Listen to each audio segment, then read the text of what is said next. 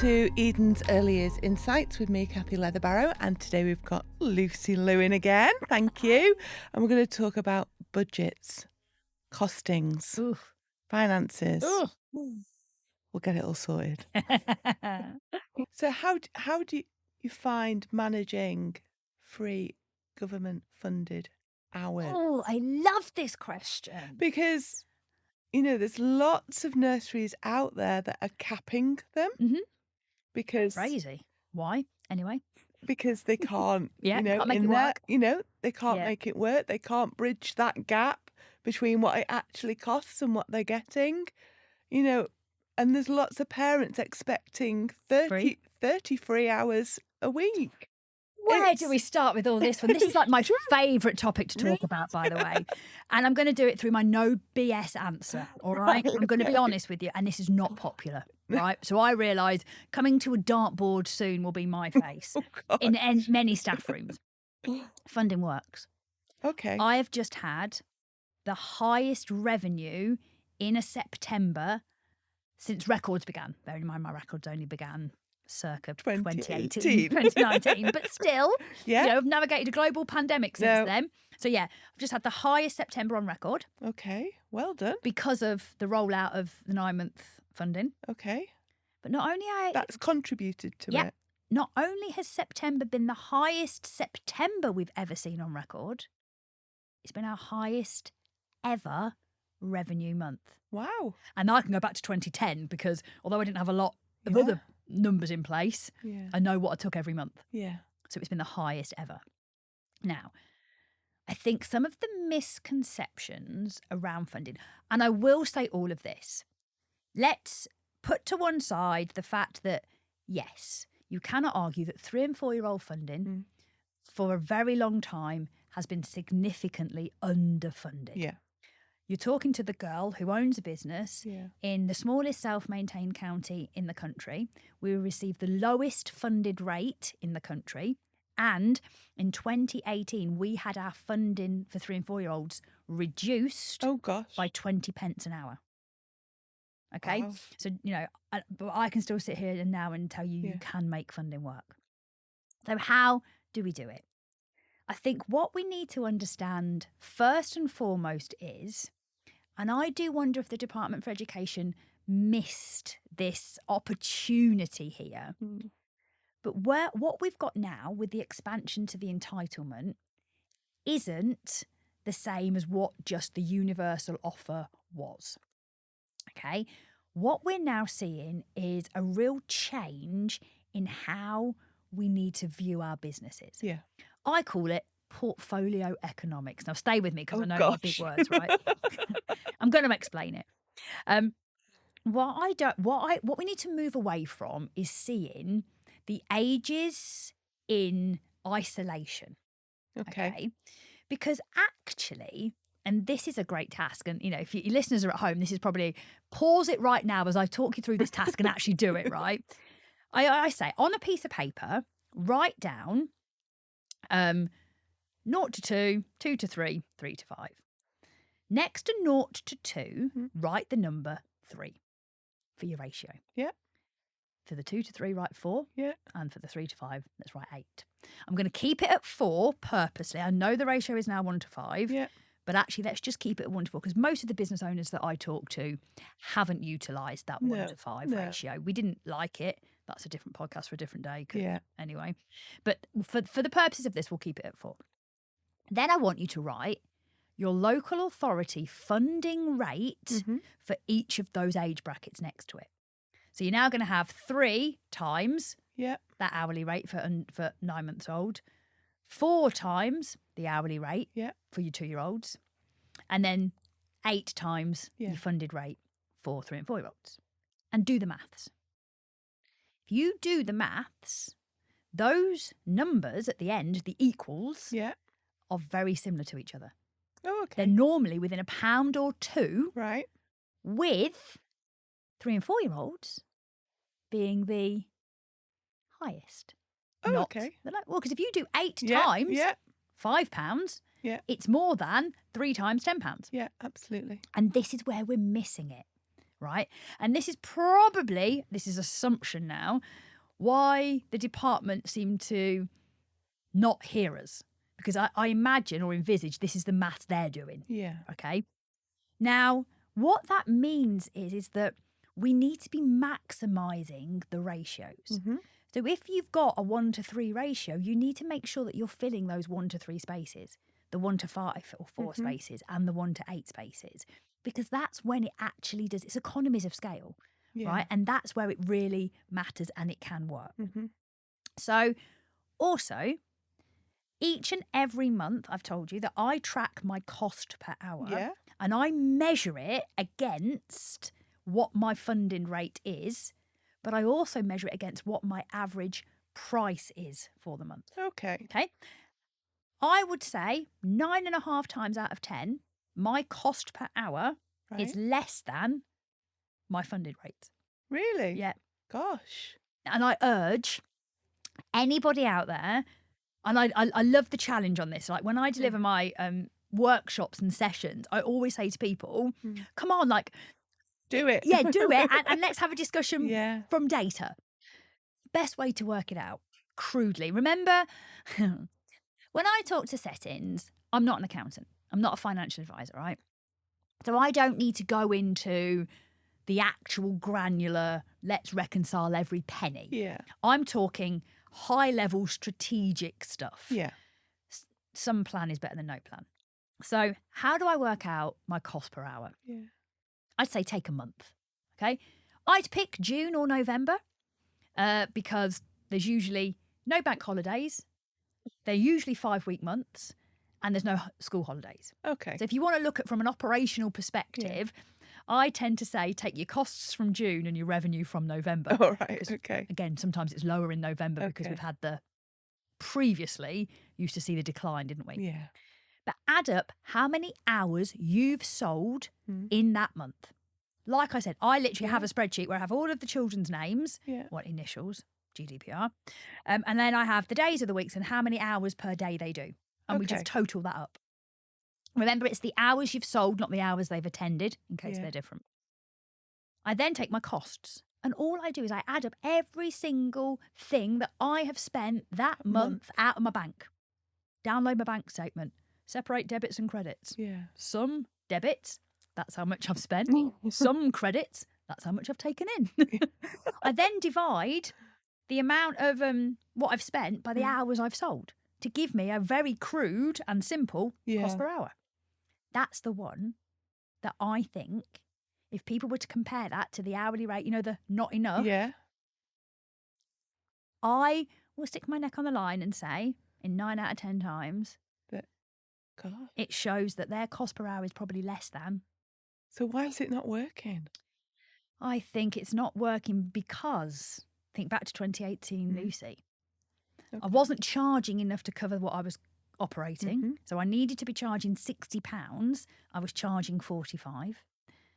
95% of however many of those 45s I spent paid my staff. Didn't need to be. Only 50% of that needed to be paying my staff. Yeah. Yeah. So I think they're all the metrics that you need to work out. What percentage of your turnover is paying your staff? Get that to 55. And you change that in 2 ways. You can either increase your price or decrease your staff cost. Yeah. Or do a bit of both. Yeah. Look for the inefficiencies where Margaret's doing her extra hour. Yeah. But also understand what your cost per hour is and make sure that the actual price you're charging is more than what it costs you to deliver it. And I think these things, when you start talking about them out loud, I want to normalise these conversations in early years as well, right? I love doing this. I don't, because one of these days I think I'm going to get, put back a bit. But I will always say... Put in your box. Yeah, literally. I was going to say, probably a little cheeky slap, but I don't think we're that angry in early years. But yeah, I say exactly that to people. When they say to me, funding's not enough, I will say, oh, how far away from your break even is it then? Yeah. Or your cost per hour?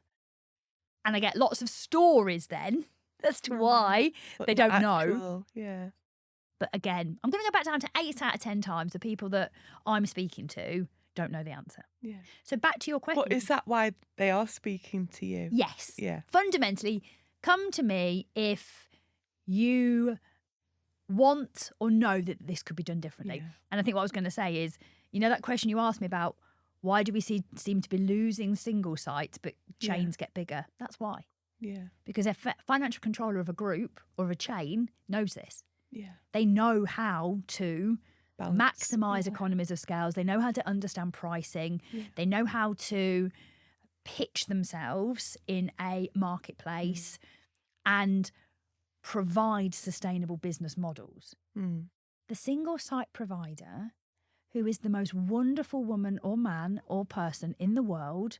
And that's what parents invest in, isn't it? Yeah. But remember what I said at the beginning. If as leaders and managers we truly want to service or serve our communities and look after our children, our job is to lay the foundations. Yeah. Yeah. If we can't pay our bills, of which your salary as the owner and manager should be one of those. Yeah. If we can't do that, we haven't got a sustainable business. No. And actually, that's that biggest change in understanding I want to do.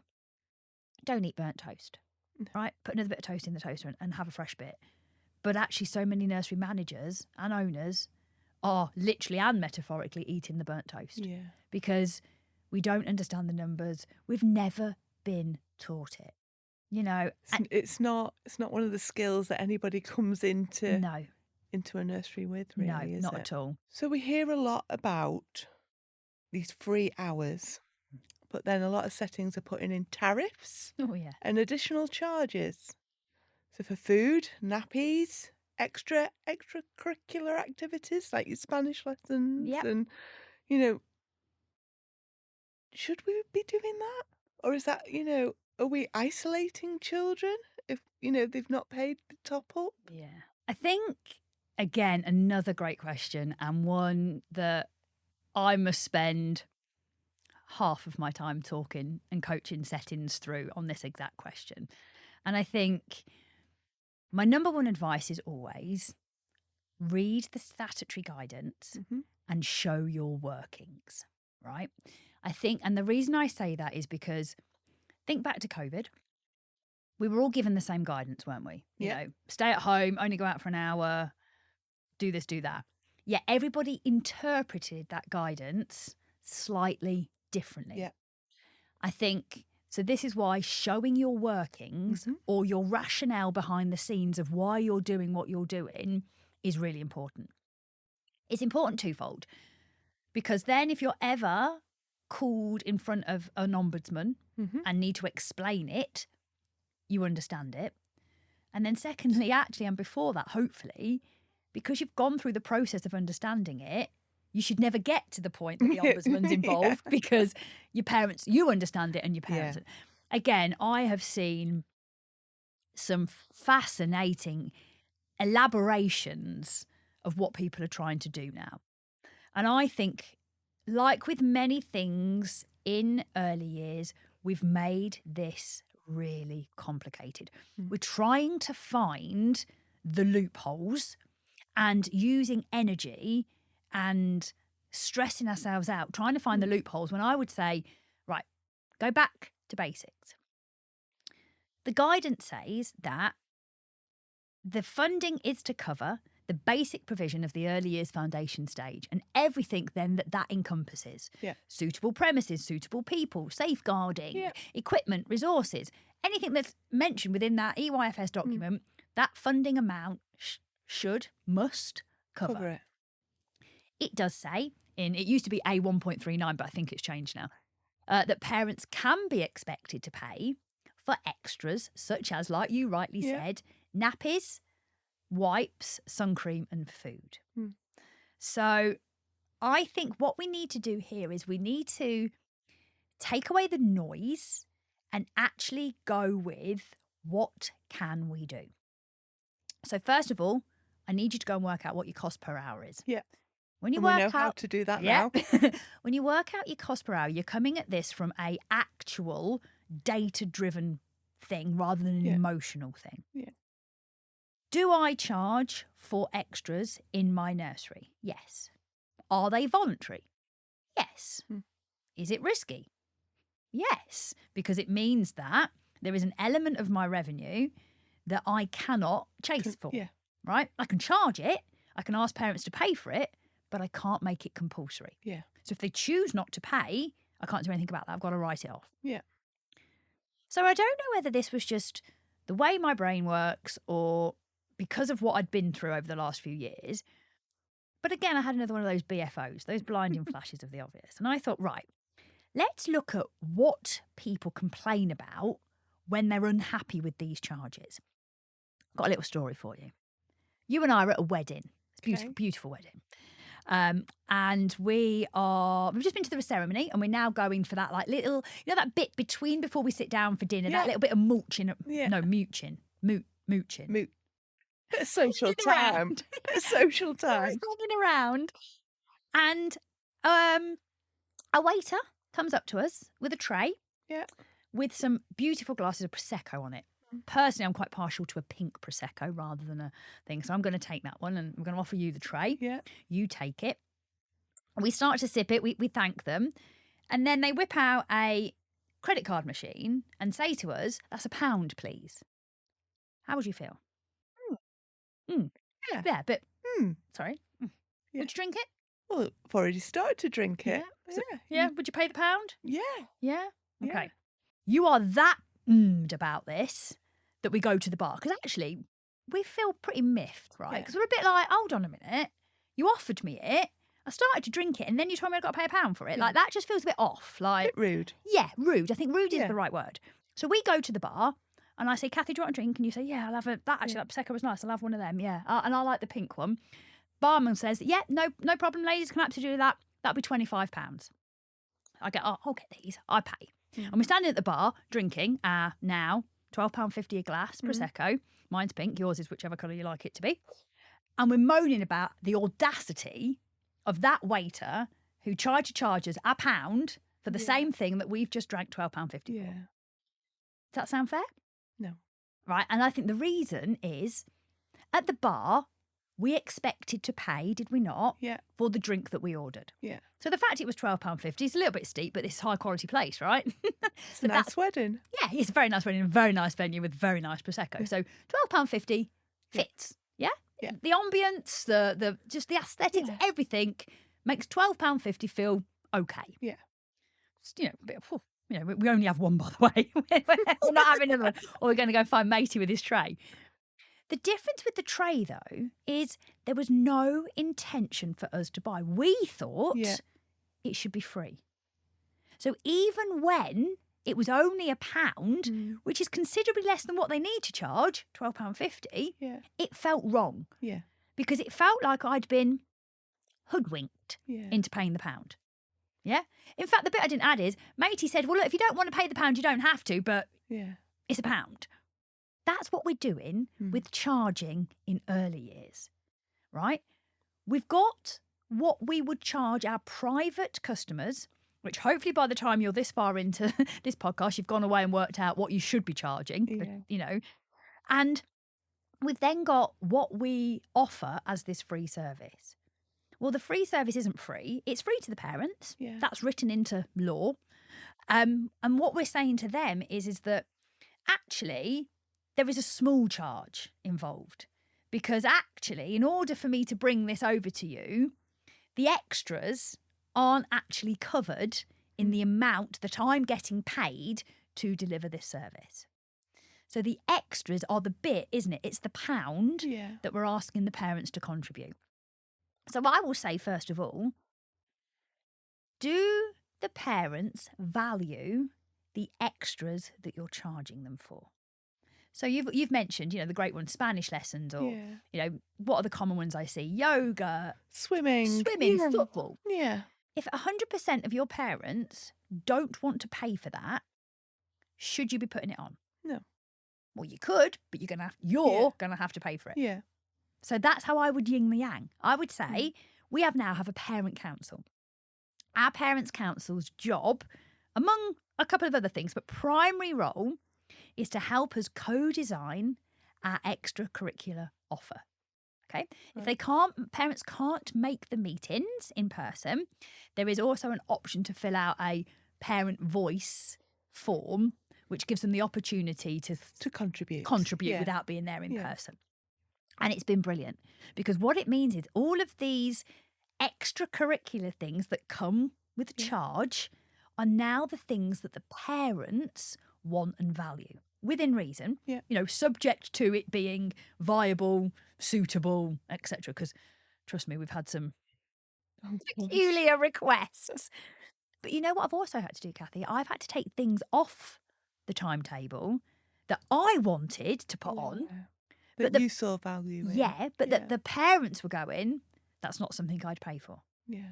Now, I have an option as a business owner that I could choose to still do that thing, but then I would have to pay for it. Yeah. Because if the parents don't value it and they don't want to pay for it, why am I putting it on?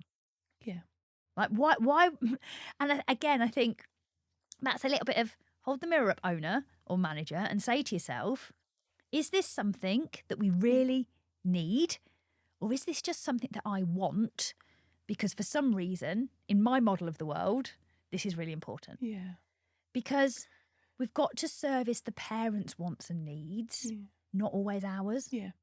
So do you think you can get the 30 free hours and not request parents to top up?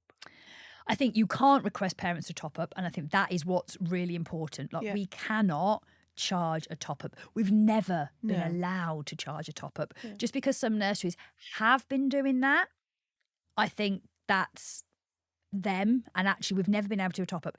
Can you offer the 30 hours and not charge for extras? Yeah. Yes. Yeah. But as long as you understand your costs. Yeah. And you only then, if you've only got £5 an hour to deliver the service, 50% of that £5 going to, or 50 to 60% is going to pay your staff. Yeah. 10% needs to pay your rent or your mortgage. 10% on utilities. Okay. The remainder then is what you've got for extra things like resources and all of the food.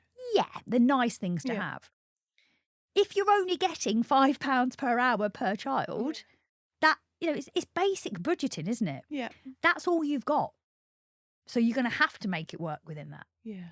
Now, and I think that's where settings maybe primarily in the more disadvantaged areas where there isn't the capacity to take private income. Yeah. That's the rules of the game. This is what you've got for it. You're going to have to make it work in that. Is it fair? I don't know. I don't know what people's own ethical and moral fairness judgment criteria is. But it is business, okay? I think if you do have the option to pick up private income, then that can be a real boost to your income. But I think when it comes to the funding charges, if parents value what you're offering, they will pay.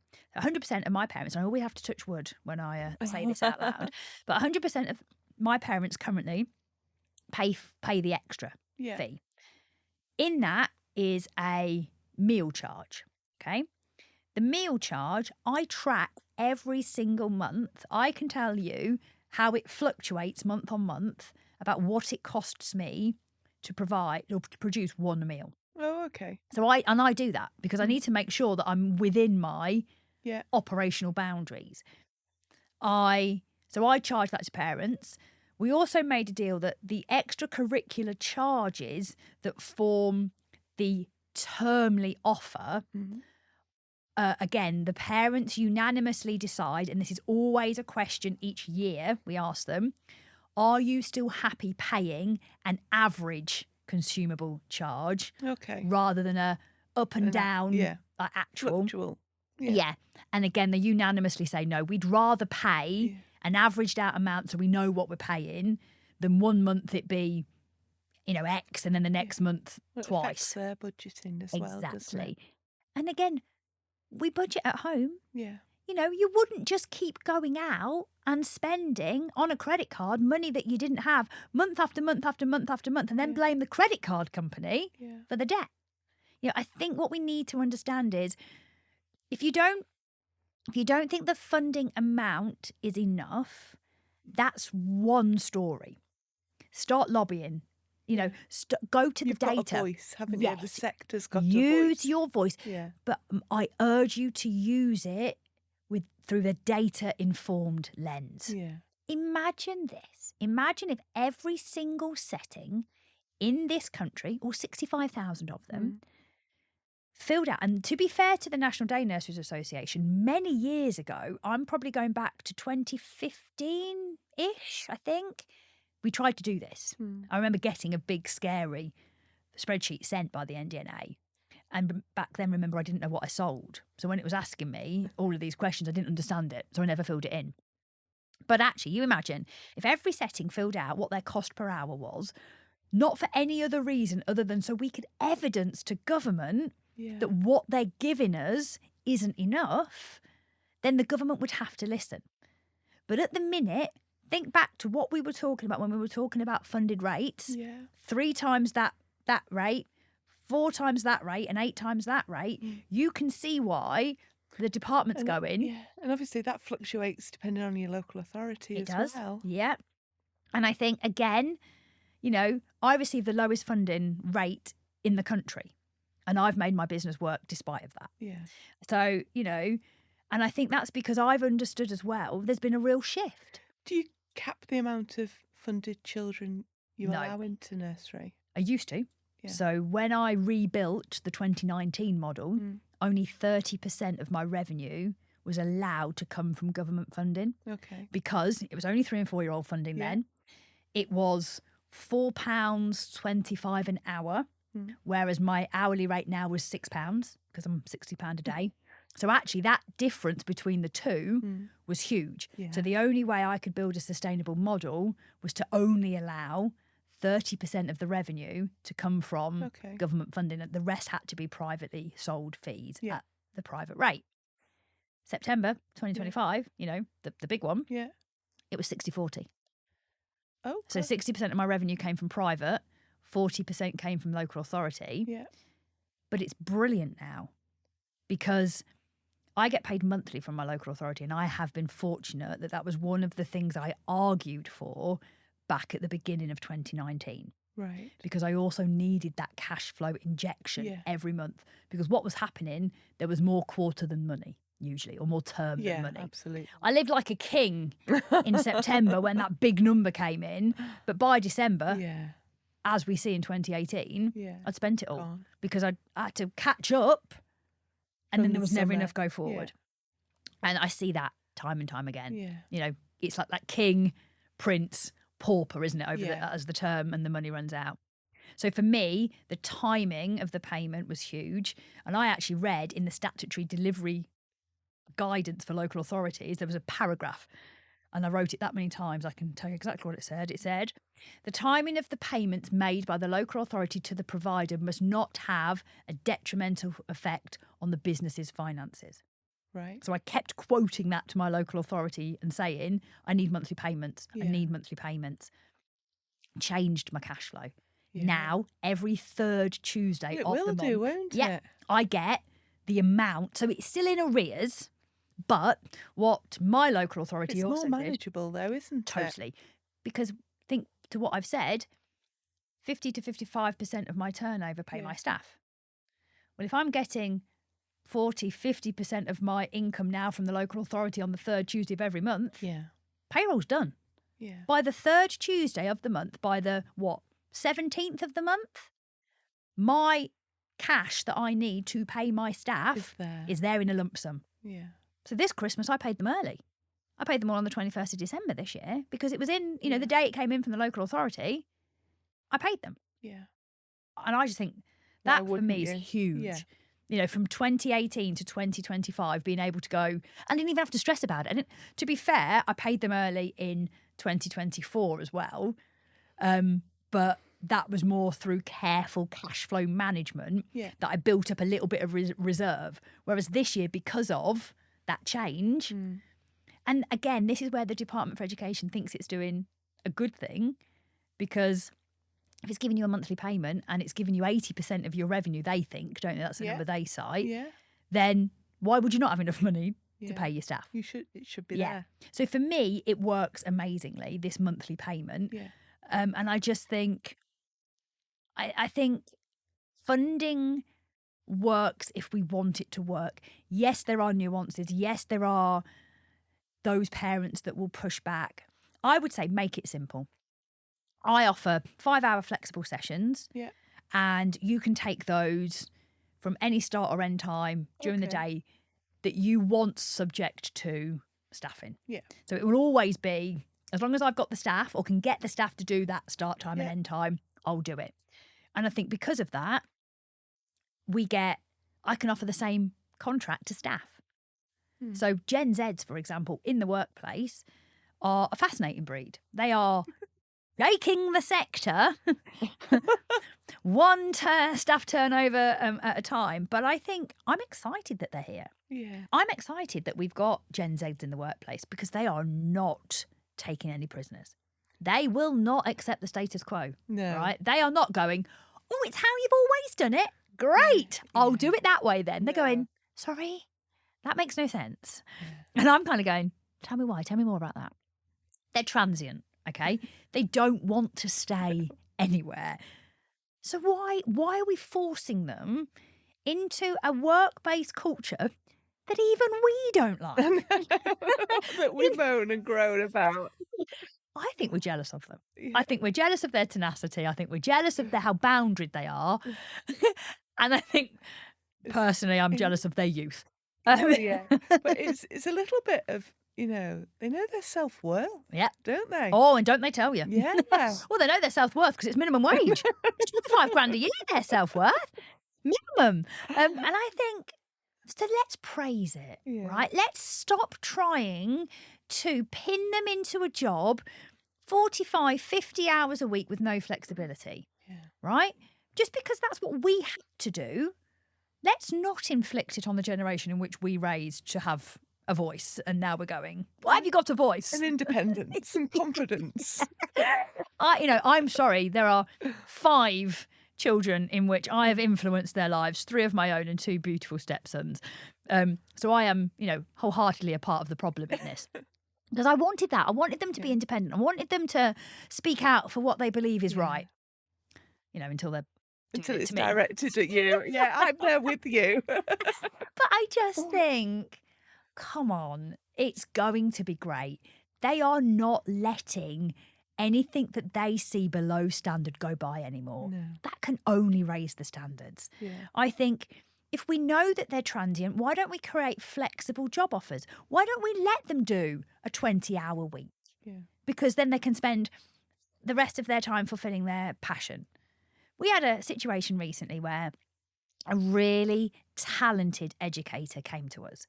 She was applying for a 40-hour job, and she was just amazingly perfect, almost a little bit too good perfect to be true. Yeah. And we explained it was a 40-hour role because I've been doing the 4-hour working week since forever. Like my full-time team do 4 10-hour days. Okay. That that's it. That they get 3 days off a week. Nice. So that was the offer. So she comes, she goes through her onboarding, she's super brilliant, absolutely ticks every soft, hard skill box ever, cultural fit, like I said, just, sent from, at my nursery it's called Little Angels, so whenever they're perfect, we go, oh look, we've got another little angel sent from the heavens. But sure, she was amazing. But she couldn't do the 40 hours. The 40 hours, the 4 10-hour days were too much. She does likes going to the gym. She wants to go to the gym 6 days a week. Yeah. But if you've just done a 10-hour shift at nursery, you're not. Where are you fit? And you're going to the gym. No wonder you're exhausted. Yeah. Now, in some settings, they'd have just said, well, look, if you can't do the 40 hours, we'll let you go. So we had a conversation with her and we just said, what would be ideal for you? Because bearing in mind, I can't change your money. Only you know what you need to live. You don't want to lose her, do you? We met with reduced it down to 30 hours. Right. We get the best version of her now every single week because she can do just that sweet spot between she's earning enough, but not too much. Another story, every single person that comes into my company has what we call their growth plan. Okay. And that is, we sit down with them and we talk about where they see themselves in 2 and 5 years. Okay. And I fully believe in training people well enough so that they can leave, but trying to treat them well enough so they stay. Yeah. But that does mean that some of these career pathways lead outside of my organisation. Yeah. And I'm often challenged by that, by leaders and managers who say, well, why would you go to all of the time and effort and trouble to train these people if as soon as they get the qualification, they leave? And I always say, well, because I want the best out of them today. Just because they're going to leave, that's okay. Like, I want to be a part of their journey rather than hold them in a prison. If I want the best out of you... Well, they become miserable then, don't Exactly. So, I've got a lovely story of Ellie. Ellie wanted to be a teacher. And we sat down and we worked her out this plan. And what she did was a level 3. Mm-hmm. Then she did a foundation degree. Then she did a BA top-up. Mm-hmm. Then she did her EYT. Yeah. And then she did a final PGCE year. Gosh, So it was a very, very long journey. Yeah. But what was really interesting is at the time she just got on that original graduate pathway. Okay. So actually her foundation degree was fully funded by the Department of Education. So actually it was only when she got to BA and then on she had to start to pay. But what was really brilliant is she was earning as she was going. So yes, she's built up some student debt, but at the same time it's not been to the extent that, my eldest daughter's got from going for 4 years at university. Yes, it took her longer. But also it meant that by the time she was able to apply for a trainee teacher job, she'd got 6 years of working experience in the sector in which she was going to teach in. Invaluable. That is what we talked about earlier. That was qualified and experience. That's just invaluable, isn't it? But without the student debt. And also for me, though, I got to hear about, because we have this thing, we have to share what we learn. But, we shared her level 3 learning, we shared her foundation degree learning, even up to PGCE level, when she was planning primary school phonics sessions, she was able to share that with level 3 educators. That's really good. So good. Doesn't work with me anymore. I used to be able to say the story where I go, but she's still with No, she got snapped up. But she still, when she meets people or talks to people, she speaks about us so fondly that she shares that and recommends that people come to us. Well, she values that, doesn't she? Yeah. So I think it's really important to not be frightened to train people, even if they're going to leave. Yeah. I think, is it Mel Robbins that has that famous thing at the moment, which is let them. Yeah. If they're going to go, let them. But just think about how you're getting the very best out of them today. Yeah. Have a plan, talent map, work out what skills you've got, what's missing. Always have a talent strategy. So always be thinking about how you can look for your single points of failure. So if you've got somebody in your nursery that's only got that skill, and if that person left, would it leave a huge skills gap? Make sure you're recruiting. I hold recruitment evenings twice a year, even if I don't have any recruitment gaps. And, we make job offers to people that are 3-4 months in advance because that's when we need them, rather than, oh my goodness, they've just handed their notice in, I need somebody next week. Yeah. And I think that's really important. And this leads back to that whole thing around, if you know your numbers, if you can put all of those, the financial side, into a system and process so it holds it, this is what it frees up your time to do. And not even time, headspace. Yeah. If you're not worrying about the numbers because they're in a system. I'm not saying that knowing the numbers makes the numbers better. I'm just saying when you've got the data, you can make better decisions. Choices. Choices and decisions. Yeah. And what you'll find is that you'll have time to innovate. You'll have time to think. You know what you might even have time to do? Go and get your nail and hair done. If that's what you want. I now work, and this is what I think is really interesting. I spend 5 hours a month working on my nursery. So I've got a profitable nursery. Yeah. We were part of the Ofsted pilot. Yeah. So although you don't get an official grade from the pilot, you get a good understanding of it. You know about the terminology and the language that they're using. And she was definitely grading us in that strong side. So for us, that's brilliant. But 5 hours a month is all I need to work on my nursery. Gosh. I can choose to spend 50 hours a week in there. Yeah. But if and when I'm in there now, I'm doing the future facing things. Yeah. You know, I'm doing the fun things. I'm going in now and doing cooking with the children. Oh. I'm going in and doing, you know, like just fun things with the team and with the staff. And because I've got the time and space to think about it. Oh, you know, I'm going to here and doing things like this because what I've done is I've stabilised the ship. The systems and the processes do the heavy lifting. The financial reporting allows us to stay on track. Yeah. So I've got more time. And as a result, quality's gone up. Yeah. Morale's gone up.